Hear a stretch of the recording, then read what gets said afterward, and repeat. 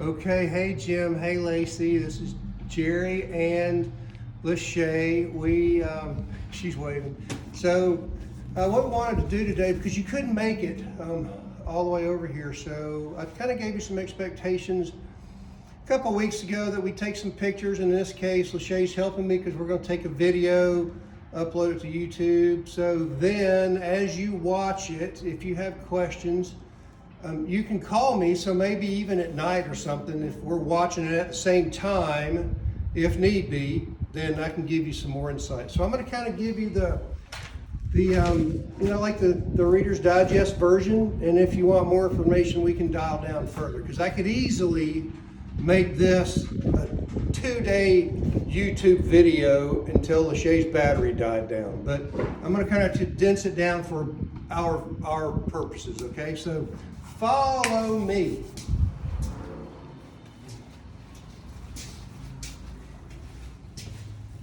So what I'm going to do is give you just an upper level version of some engineering, so you kind of see what's in your house and you know why it's here.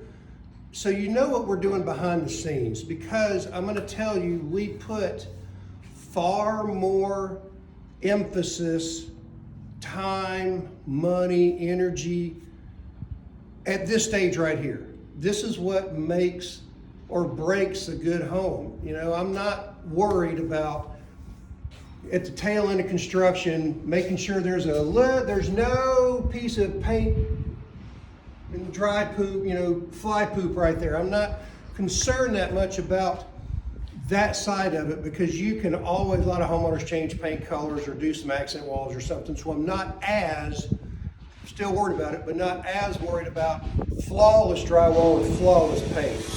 Where we're putting our money and time and energy is at this stage, because this is where a lot of the things behind the scenes where, you pull your wallet out to pay your check, your bill for the gas or the power, and you're like, wow, this is actually a lot less than I thought it was going to be. That's a lot because of what we're doing now and in the next week.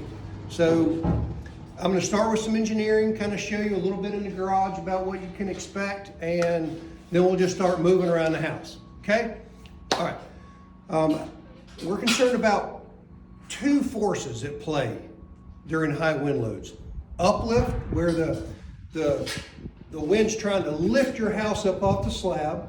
And then we're talking about lateral forces, where the big bad wolf's trying to push your house over, okay? So let's start with uplift. The theory is, if we can connect everything from top to bottom in one connection, the concrete weighs enough where it's not going to be ripped off the dirt pad. So here's how we start that. And I'm going to draw some pretty pictures for you too. These are, we call them sill straps. You see another one right here. We call these sill straps because they wrap over the sill. They're really a Simpson strong tie MSA strap, but that gets monotonous all day, so we just call it a sill strap. But let me show you what it does. Here's where I get to draw you a pretty picture. So here's your 4-stick slab. That noise you hear is some of the workers in here. I'll show you him in a minute, but they're working on your house. Here's that bottom plate that I just showed you down there. And that strap, it's an MASA strap. Sometimes we call it a Mazza strap. But it's embedded in the concrete when we place it. So there's two straps we're going to talk about real quick.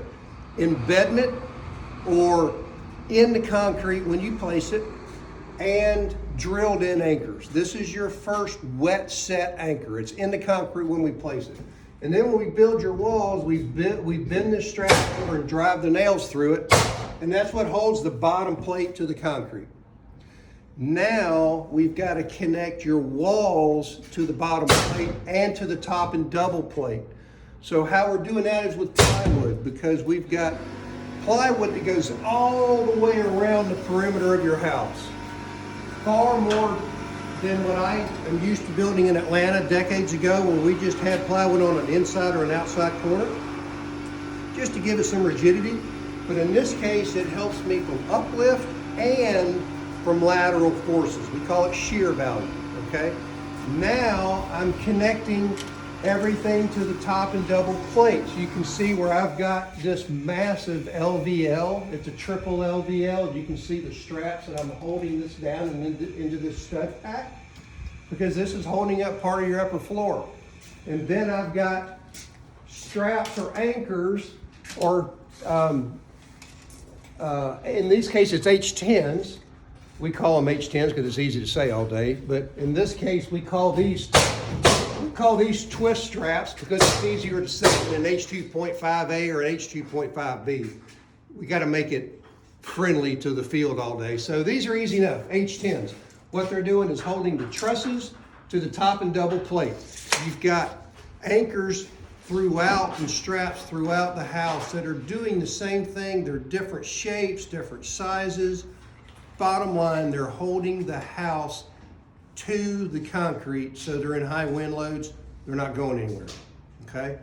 I'm gonna shift values and shift gears a little bit and talk about shear wall, and that's why you have plywood on this back wall. You also see, remember one of your options, you got a stub out for the laundry sink in the garage. My wife loves that, so I don't trash her pretty kitchen. But this wall, you are going to have drywall on it, but it is a shear wall where we have plywood on this wall because it's keeping your house from racking back and forth. And I could go into great detail on this, but I'll save us some time. But what I want you to know is why do I have it here? Because the engineer tells me to, bottom line. All right, I know a lot about engineering and I know all calculations in my head and some things, but they're putting their stamp on it. It's their livelihood, so we build it to their specifications, bottom line, okay? Shifting gears off of engineering. This is where I'm gonna show you a few things in your garage. This is your HVAC condensation lines, your refrigerant lines, if you will, because your HVAC unit, your AC condensing unit is going to be on the back side of here. Your forced air handler is going to be upstairs. So you have gas, heat, and then you've got an AC condensing unit for AC, okay? As we kind of move along, we've got a electrical outlet here.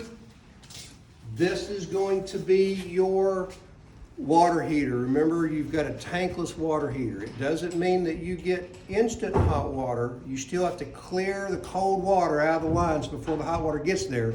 But the women love this because once the hot water gets there, you never, ever, ever, ever run out of it until you start turning valves off. On the back side of this, on the exterior, is going to be your water heater. I'll talk to you more about that in due time. Main panel box, 200 amp main. You'll never use 200 amps at one time. I'll have all these labeled in nice pretty print so you know what every breaker goes to, so it's not like you're trying to read hieroglyphics and wonder what the crap did Jerry write down. You don't know what this breaker goes to. I'll have all that set up for you. We've got another outlet here. This is the main gas line coming in. Remember, you have gas. This is on the back side of this wall. It's the main gas line. You've got a main water shutoff. This is a quarter turn valve. Right now I have your lines pumped up, so I'm not going to show you because if I pull it up, it's going to release all the water and I don't want to do that. This will control all the water in your house, including your front and rear hose units. Now your irrigation, you've got an irrigation clock. In fact, you see the power going to it. The irrigation clock's on the back side of this wall. It's on separate valves. So if you are traveling across the country, Jim, I hope you take her on this long vacation, I want you to turn the valve off to the house and your irrigation still keeps going, at least in the summertime. You know, if it's in the winter, you'll probably have that clock turned off anyway like I do, but you turn it off, okay? Garage door, these are called portal walls. You've got low voltage for your little garage door high beams, that's your little safety beams. And right here are your little green tubes. These are your pest control, okay? This is different than your termites. You still have Home Team. Will have control of your termite bond, which we have to have by law opposing, and your pests. These are all your bugs, spiders, crickets, all the little things you don't want crawling in bed with you, right? So we rough it in but it's up to you to activate them after closing. And what happens is you have little lockable doors, trap doors on the side of the house where Home Team will charge it and all the insecticide runs through your walls. It's a beautiful system. I consider myself relatively intelligent. I wish I had invented this. That would be an awesome thing, but I just wasn't smart enough to do that, I guess. But at least I know it and I can manipulate it. So we'll talk about this prior to closing too, but this is for your bugs separate from your termite, okay? All right, let's keep going. You've got another outlet on this wall. You've got another outlet there, so you've got quite a few in the garage. You've got a switch for your lights in the garage, and then this is low voltage for your garage door opener. And we'll talk about this prior to closing too. I'll spend probably 15 minutes just talking about the garage door and talking about stuff in the garage, but it's good. It's good fun.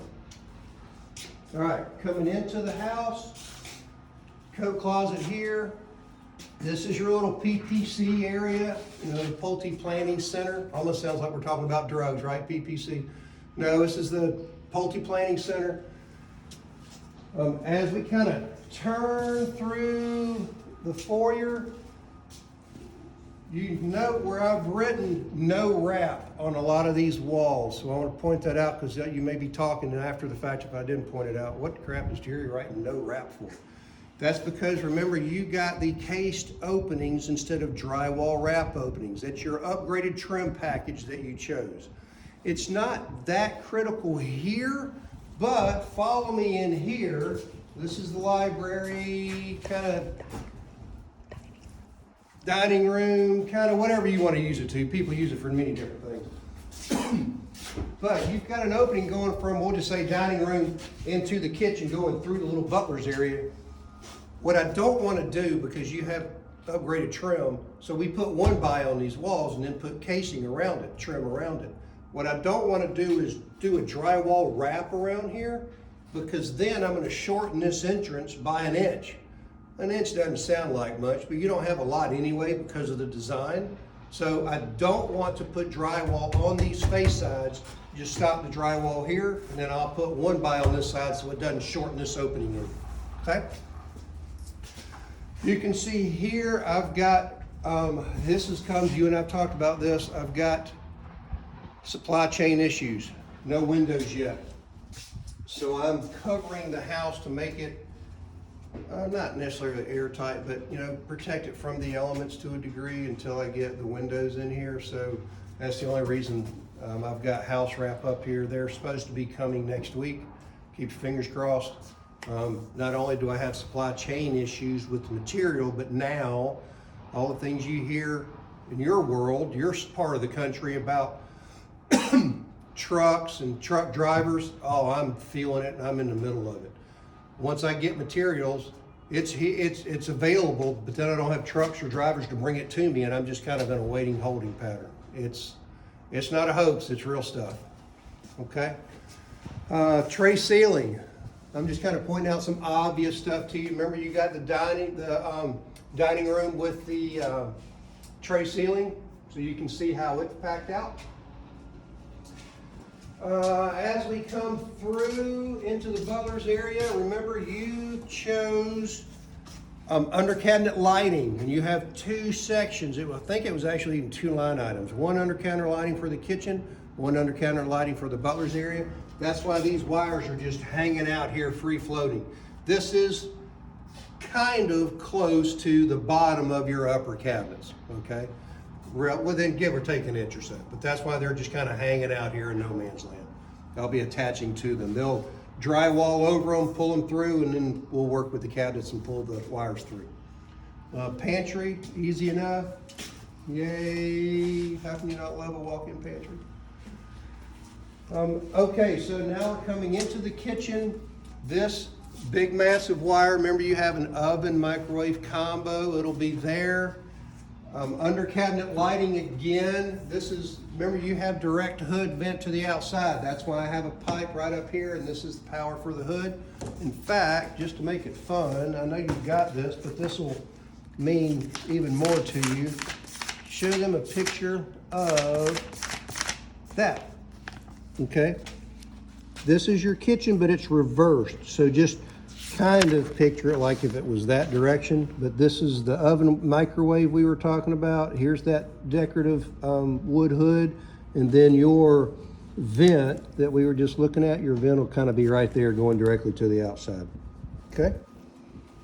Now, you also chose this section right here as your cooktop. Remember, you chose a gas cooktop. However, we are still running 220 to the bottom of your cooktop. It'll just be a cover plate in the bottom of that cabinet. It's really set up more for, you can hear the wind blowing, more for resale, because if you decide to sell the house and the people say, oh gosh, I would love your house, but I don't like gas. I wish it was all electric, and I don't want to start remodeling the kitchen to try to get power here. Well, they can't use that as an excuse because we run power down here for them anyway. Real estate agents love that, okay? As we're kind of traveling through, you've got switches all over the place, and they are going to be very confusing at closing. So, for that matter, I'll have them all labeled for you. So, kudos there. Spin around, and you can see there's a little guy working. Wave to us. There he goes. All right. This is where your refrigerator is. Of course, we supply a water line for your ice maker. Sliding glass door, of course, not here yet, but that's your view. Got to admit, killer view. I think maybe Lachey and I'll just sit out here and drink some champagne later tonight and just kind of hang out. I probably better not say that too loud. She might take me up. Okay, in the living room, remember you got ceiling fan here with recessed cans, equally balanced around that ceiling fan, free wire. You've got recessed cans in the kitchen, ceiling. You've also got pendant lights. That's what the blue junction boxes are for. CPI, remember you did CPI where you have all your low voltage, your TV and data drops. Those are not here yet. I've got the layout that you and I went over. They're having supply chain issues as well. They're supposed to be coming in the next couple of days, so I'm just kind of in a holding pattern waiting for them to get here. Okay, fireplace, corner fireplace. You have a separate switch just for the fireplace. I'll go over that with you in detail as well when we meet prior to closing. And I keep saying prior to closing, and I want to do something while I've got you on the phone, because my computer, my phone, they call it a smartphone for reasons smarter than I am. I want to pull up your house and let it start running the whole schedule, because everybody loves dates, right? Especially women love date night. So we're going to talk about some dates when we get done, and I want to set the schedule and start letting it run out so we can talk about some closing dates. All right, and there we go. Let it run its way out. Okay. The reason I have an outlet up high here is because this is where you were going to have one of your TV data drops at 5 feet above the finished floor. So that's why this is hanging up high. Thermostats. You have two. Let me make sure my phone's doing what it's supposed to be doing. And it is. Okay. You have two thermostats. You can operate them independently to a degree. You've got one unit, but two thermostats. So they've got electronic baffles that are switching in all of these lines. So I'm going to go over that in detail with you, but you've got one thermostat downstairs, one upstairs. Okay. Coming through this opening again, I got no wraps because I don't want them to make this any shorter than it has to be. Linen closet here. We've also got, remember you took the downstairs guest suite, and that's what all of this whole side of the house is. So this is going to be the bathroom for that bedroom next door. We've got the shower, tub combo. This is going to be the toilet. Good things will happen there one day. This is your little storage area under the stairs. So I've just walked into it. You'll have a door here. I've got a switch because you'll have a light. Tailor this to your own need. I'm not going to have shelving or anything in here, but it will be completely finished. I'll have drywall, it'll be painted, I'll have baseboard, I'll even have flooring in it. but then you tailor it to your own need, okay? Coming into your bedroom, this is the first time we're coming to some switches where you've got a ceiling fan pre-wire, okay, but then you've got 3 switches. So let me tell you about these. You've got one switch, and I'm going to draw you a pretty picture. You've got one switch that's going to go for the fan, one switch that's going to go for the light kit if you desire to put a light kit on that fan. If you don't, and it's just a fan only, hey, that'll just be one switch you never use. The other is a half hot, so let me draw you a pretty picture. You've got one switch or one receptacle in each bedroom and in the gathering room that's going to be hooked to the switch. And we're going to break that receptacle in half, so half of it's going to be hot all the time and half of it's going to be on the switch.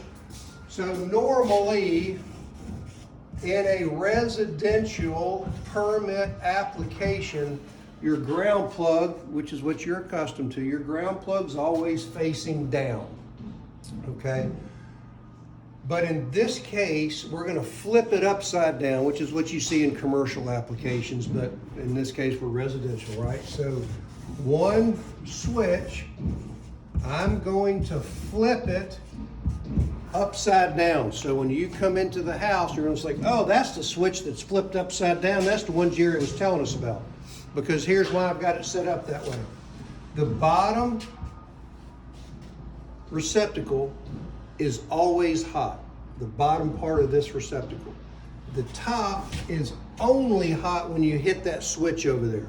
So when I label these, here's going to be your 3-gang box for your switches.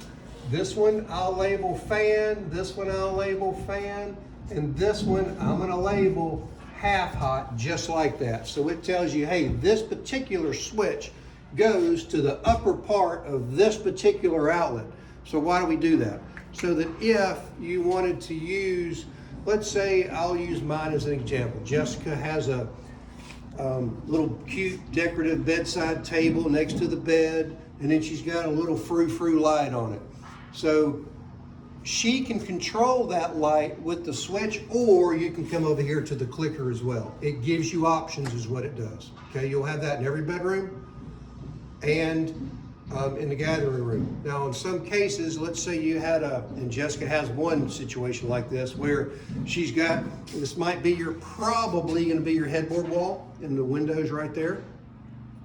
So some people say, well, what if I have 2 bed tables, 2 little side tables, and 2 lamps? Do just like I did. I put a splitter, a 5-way splitter on that one, ran the extension cord over here, plugged that lamp into it, so when she hits the switch, bam, both of them come on at the same time. You're set up, no problem, okay? I'll go over all this again when you and I meet prior to closing. And I keep saying prior to closing because I don't go to closing table with you, but you and I are going to meet, and I'll set a date with you where we're going to meet about 4 to 5 days prior to closing, and I'm going to talk a lot more than I didn't do now because that's when the house is done, all the pretty stuff is in, and I want you to know when we're done exactly how to operate everything in the house. So when you close, you're well versed on it. So that's why I keep saying prior to closing. Okay, let's take a trip upstairs.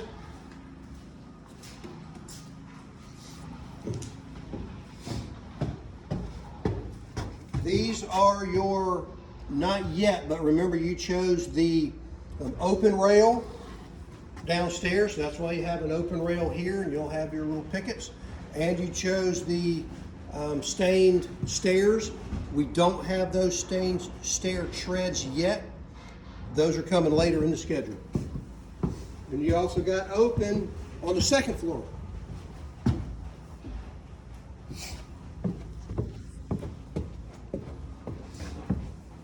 Oh, you want to hear a story? I forget about this from time to time, but this is really kind of cute. So I had a homeowner, she was by herself, she was a widow, her husband had passed away years ago, and it's hard to tell old people when we're getting older, including myself. I'm guessing she had to be in her late 80s, maybe even early 90s, but she was a sweet little thing. Her name was Velma, the only Velma I've ever known other than Scooby-Doo cartoons, right? Sweet little thing. So she had a loft that was upstairs. I forget what model. It might have been Dunwoody. and she had a loft upstairs.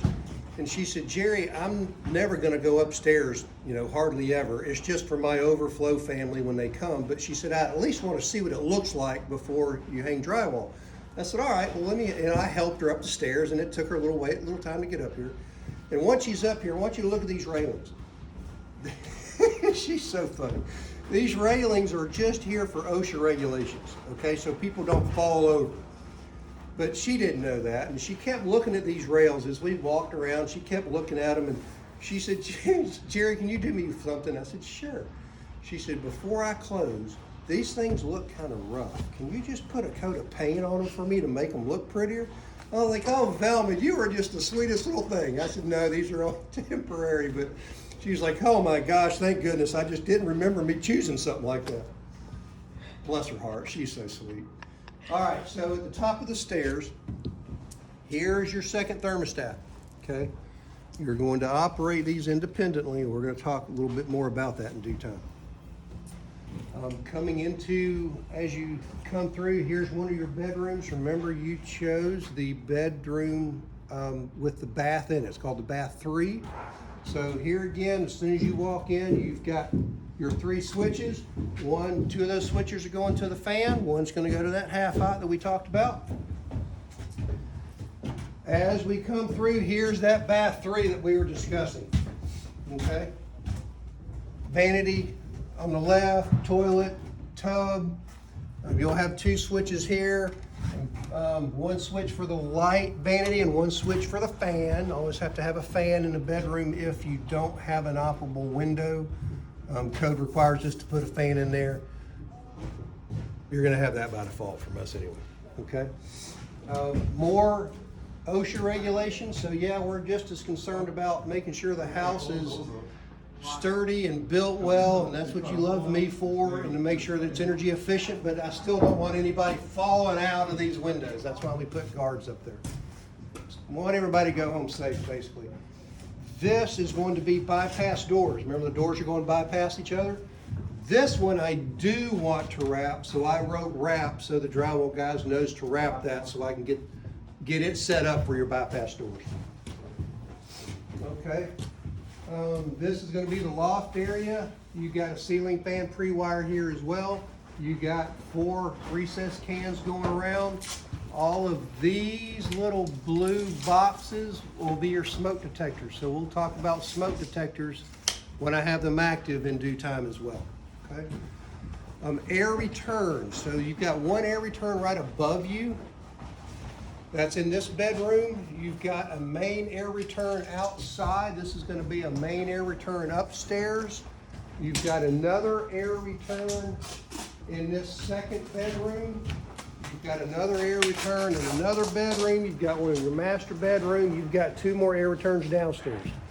The reason I have so many air returns,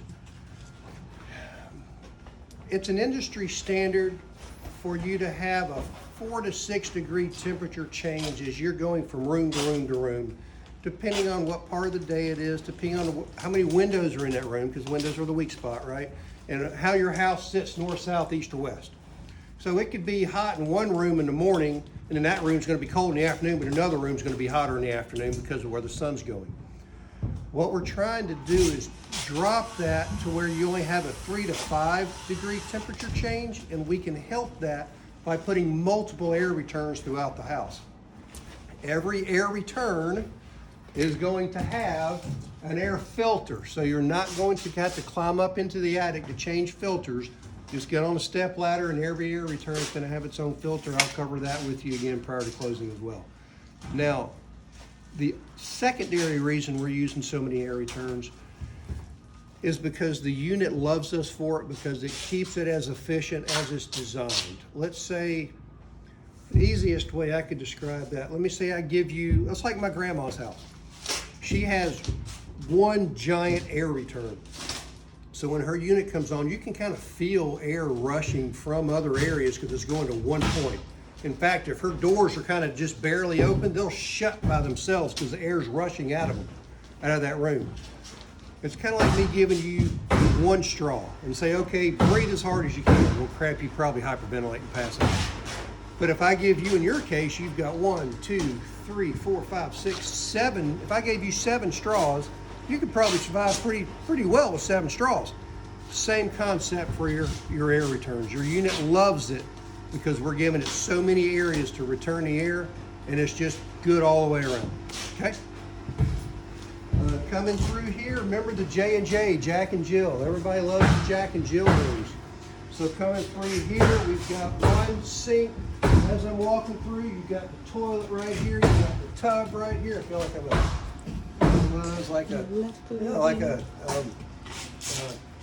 one of the little girls on baseball teams where you have the little girls that kick and do all cheerleaders. I feel like I'm a cheerleader. All right, then you got the second vanity. So your flooring break will be right here. There is no door at the flooring break because I want any wet areas to have tile. So this will be a secondary flooring. Tile will start here, go all the way through to the other vanity, and your flooring break will be right there. So everything in the wet area is encompassed with tile. It's just a best practice. We wouldn't do it any other way, really. The middle, I call it the middle bedroom. Remember, it's between the J&J and the master sitting area. Remember, on the other side of this wall is your sitting area. So we're going to get to that in just a minute. Another ceiling fan pre-wire. Another air return. And you can see we clog these air returns up, and we're packing insulation in here. The only reason we're doing that is to keep dust and debris and construction debris out of your nice, pretty, clean air ducts. It's the only reason we're doing that, just to keep them tight and keep them clean. This is going to be the access for your air handler. This is your access for your attic, basically. You'll have stairs that fold down, and you unfold the stairs and you can walk up to get to the attic. You can't really see it now, but the HVAC unit is up there. You have a little more plywood than the unit needs. So by all means, take advantage of it and use it for storage. I wouldn't put pictures up there or candles. Candles will probably start shrinking down from the heat during the summertime, but anything else is fair game. I have all my power tools, camping gear, Christmas decorations, actually all my holiday decorations. Jessica loves to decorate for any occasion, so there's about 7 or 8 holidays I've got sitting up in the attic. All right, this is the laundry room. Washing machine's always going to be on the left, dryer's always going to be on the right. This low voltage wire is going to be a little digital thermostat for your water heater. Very, very maintenance free. You're not going to have to mess with it, but I'm going to show you how to manipulate it at closing when we meet prior to closing. Anyway, just so you know how to control it, but it's very maintenance free. But anyway, that's why you have a blue wire just hanging out here. It's a low voltage wire. Okay. As we're cruising through, here's the master bedroom. Yay! Tray ceiling in here. Remember that? You got ceiling fan pre-wire. You have recessed cans here. So in this case, let's go to now, instead of a 3-gang box, you have a 4-gang box. So your first switch is going to be recessed can. Next switch is going to be half hot, then fan and fan. And I'll label those for you. Now coming into the sitting room. This would normally be just dead space in the attic, so that's why people love this as a sitting room. Same thing, no wrap. You have all this cased and opening, nice pretty trim, so I don't want them wrapping that with drywall. And this whole half of the upper section is master bathroom.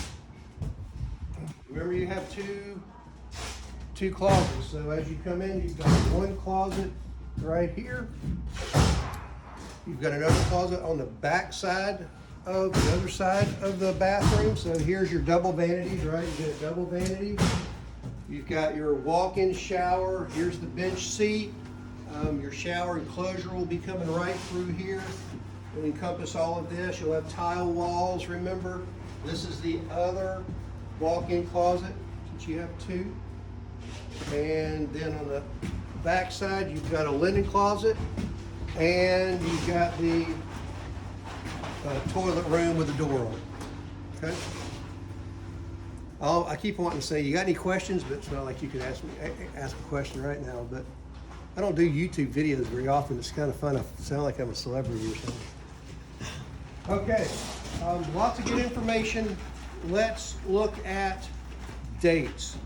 So right now, your schedule ends, and this isn't your closing date necessarily, because I still have a lot of delays that are going to hit me. Windows have already had that delay. I'm definitely gonna probably have flooring delays, appliance delays, shower door glass. So we're gonna talk about all those because I haven't closed the house yet, and then in the last month and a half it had a shower door at closing. They all came the week after closing, so I probably expect that. But your schedule at least ends, the week before my birthday. It ends April 13th. You won't close any earlier than that, but you very well likely could close a couple of weeks after that, but at least it gives you a ballpark figure to start thinking off of, okay? Now, that's all I got. That was kind of fun. Lachey and I should do this on a regular basis. We could probably make a lot of money doing YouTube videos together because we work out pretty good.